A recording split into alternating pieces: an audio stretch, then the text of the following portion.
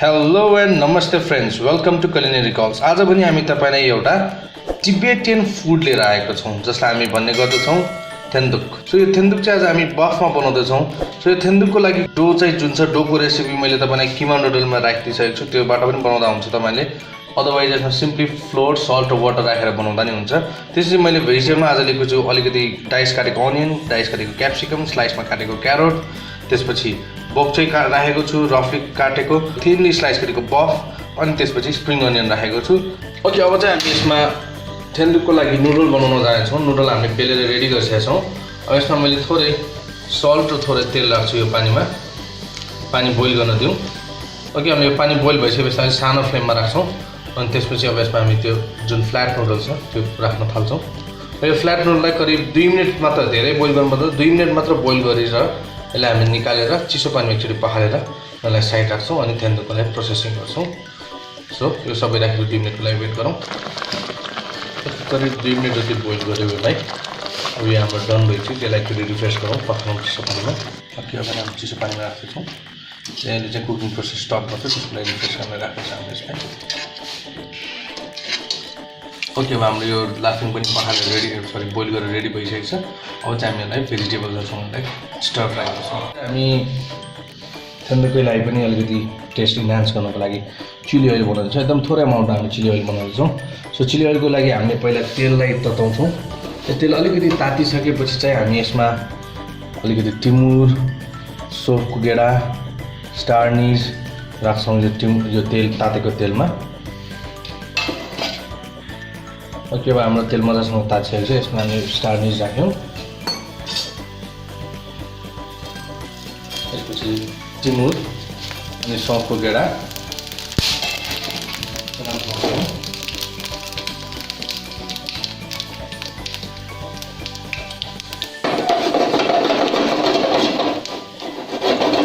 अलिकति फ्लेभर आउने गरी यसलाई बनाउनु हुन्छ. अलिकति बनाउनलाई एकदम टिमुरको फ्लेभर, स्टार्निङको फ्लेभर एकदम राम्रो छोड्न सक्छ सानो पहिले.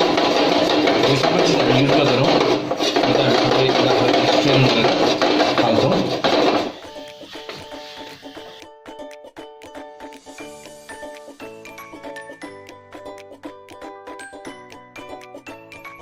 अब चाहिँ जति पनि हाम्रो सफ्ट थियो टिमुर थियो सबै स्ट्रेन गर्नुपर्ने हुन्छ.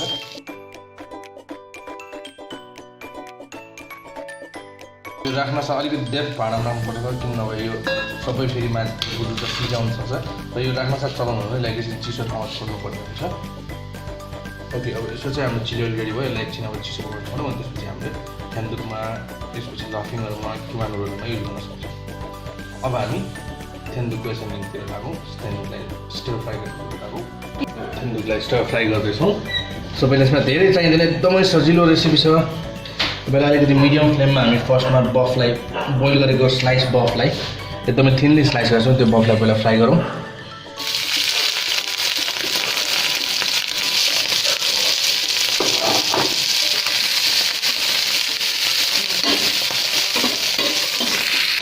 ओके, हाम्रो बफ पनि अलमोस्ट फ्राई भइसकेको छ. अब यसमा हामी प्याज राख्छौँ. धेरै बेर पकाउनु पर्दैन, किनभने यसमा पनि चाइनिजमा जस्तै टिबेटियन फुडमा पनि धेरै बेर स्लाइटली मात्र पकाउने हो. त्यसको अलिक कन्सिस्टेन्ट गरेको हुनुपर्छ. ओके, हाम्रो प्याज पनि अलमोस्ट फ्राई भइसकेको छ. अब यसमा थोरै क्याप्सिकम, यसमा टमाटर स्पाइस गर्दै पाइन्छ भने त्यसमा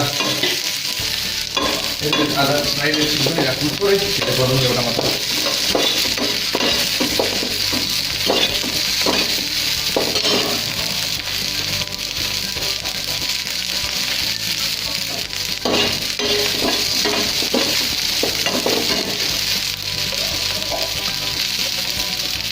थोरै जिन्जर गार्लिकको पेस्ट,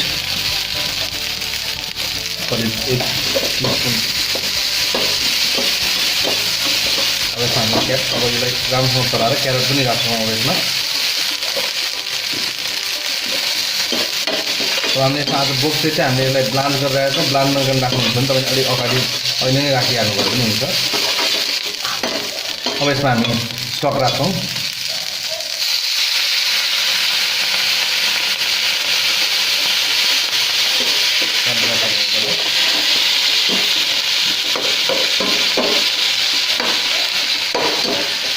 यसमा हामी सबै सिजनिङहरू रेडी गरौँ हामी सल्ट पेपर अनि ओयस्टर सस अप्सनल त्यो पनि राखिहालौँ अब चाहिँ अलिकति ओयस्टर सस करिब हाफ टीस्पुन जति ओयस्टर सस यो चाहिँ तपाईँलाई अप्सनल हो नभएर नराख्दा नि हुन्छ अलिकति नुन त्यसपछि यसमा अर्को सिजनिङ भयो एकदम सजिलो छ सिजनिङ पनि थोरै सोया सस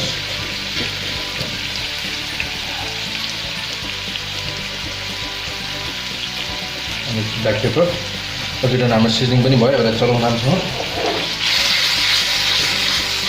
याद गरौँ अलिकति यो सेन्डल अलिकति थोरै भेजिटेबललाई यो स्टकमै पकाउने भएको र स्टक अलिक बढी राखेर पनि पकाउँदा हुन्छ तपाईँले अनि यो पाक्दै गएपछि त्यो भेजिटेबल पनि पाक्दै गर्नु स्टक अलिकति सुक्छ अनि ठ्याक्क अलिक डिजायर्ड कन्सिस्टेन्सीमा आएपछि हामी सेन्डलको नुडल चाहिँ राख्छौँ अनि करिब 1 मिनटको स्टक है देन डन बक्से पनि राख्छौँ त्यसमा तपाईँले बक्से नभए तपाईँले पालक स्पिनेच पनि लिन सक्नुहुन्छ यो बक्से ब्लान्च गरिसकेपछि यसलाई हामीले धेरै बेर पकाउनु पर्दैन हाम्रो सिजनिङ सबै ठिक भइसकेको छ सो यसलाई हामीले केही बेर मात्रै अब अनि त्यसमा हामी नुडल्स राखेर टस गर्छौँ पछि अब स्प्रिङ अनियनहरू राखौँ चलाउँ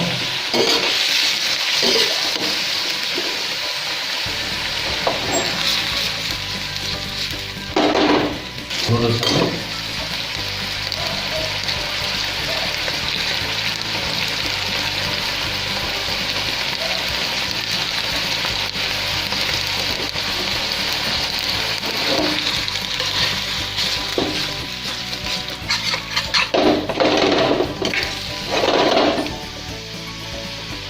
हाम्रो नुडल्स पनि राखिसकेको छौँ अहिले हामीले एकैछिन तर 1 मिनटको मात्रै स्टक गरौँ मैले अब अलिकति हाल्छ सोया सस अलिक नपुगेर होला सोया सस अलिकति अझै थपौँ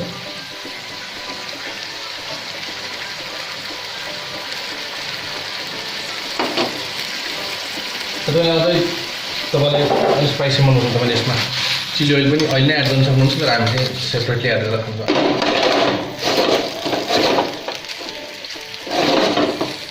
मैले अलिकति स्पाइसी मनपर्छ अहिले नै एड गरेको मैले आएको आज पनि मेरोलाई हेल्प गर्दै हुन्छ हाम्रो बहिनी प्रतिष्ठा मानन्दर